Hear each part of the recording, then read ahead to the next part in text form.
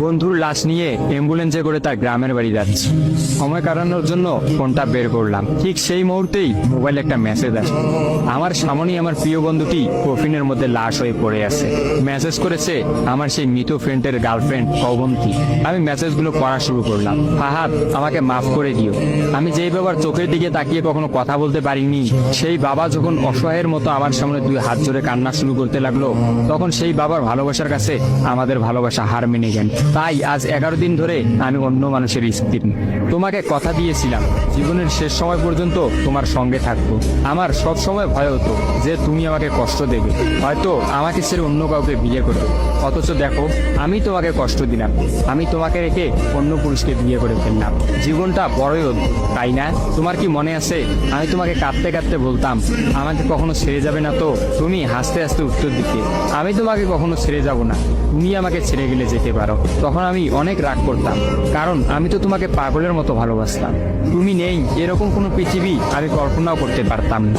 অথচ দেখো, আজ অন্য কেউ হচ্ছে আমার সামনে। রোজ তার সাথে আমাকে ঘুমাতে হয়, ঘুম থেকে উঠে তার মুখটাই আমাকে দেখতে। মানুষের জীবন এমন কেন যে যাকে চায় যদি তাকে পায়?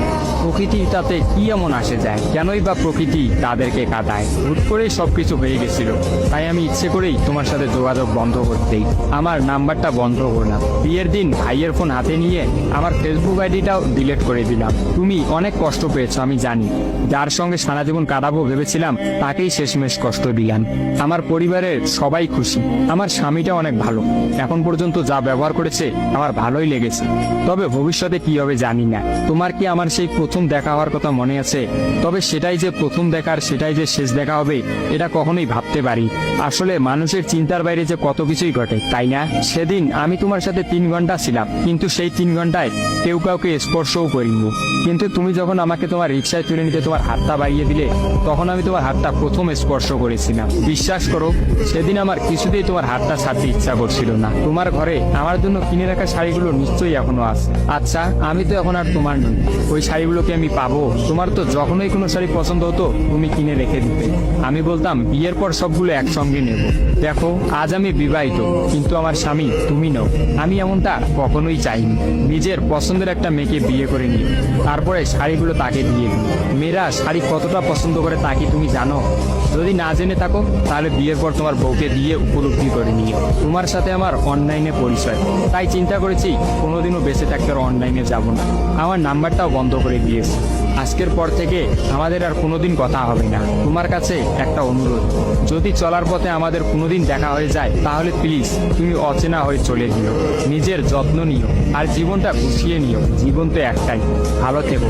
কিন্তু আমি ভালো নেই, ইতি তোমার ওই অবন্তী। সবগুলো মেসেজ একত্রে পড়লাম। আমার সামনে চিরনিদ্রায় শুয়ে আছে ফাহাদ। অবন্তী পরপর 5 দিন অনলাইনে আসেনি এবং ফাহাদের সাথে কোনো যোগাযোগ করেনি। তখন এক রাতে অফিস থেকে ফিরে ফাহাদ রাগ করে তার ফোনটা আসার গিয়ে ভেঙে ফেলে। ভাঙা মোবাইল আর ঠিক করা হলো না। ফাহাদ তার সিমটা আমার ফোনে ইনস্টল করে। জরুরি কোনো কল এলেই একমাত্র ফাহাদকে দিতাম। আর ফাহাদ রাগ করে বলল, যতদিন না পর্যন্ত অবন্তী আমাকে SMS করে ততদিন পর্যন্ত আমি আর নতুন ফোন কিনবো না।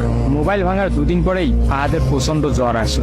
একদিনের মধ্যেই ফাহাদকে হাসপাতালের মধ্যে ভর্তি করলাম। ডাক্তার পরীক্ষা নিরীক্ষা করে বলল ফাহাদের ডেঙ্গু জ্বর হয়েছে। তবে চিন্তার কোনো কারণ নেই, ডাক্তারের কথা বিশ্বাস করেছিলাম। কিন্তু ডাক্তার তো সবকিছুর খবর জানেন না, যিনি জানেন তিনি হচ্ছেন সৃষ্টিকর্তা। ফাহাদের হয়তো এই জ্বরকেই মৃত্যুর একটা ওসিলা বানিয়েছিলেন। যেই ডাক্তার বলেছিল চিন্তার কোনো কারণ নেই, আজ সকালে সেই ডাক্তারই ফাহাদকে মৃত ঘোষণা করলো। ফাহাদের আর জানা হলো না অবন্তীর কথা। আমিও অনেক ভেবে সিদ্ধান্ত নিলাম অবন্তীকে আর ফাহাদের মৃত্যুর খবরটা জানাবো না।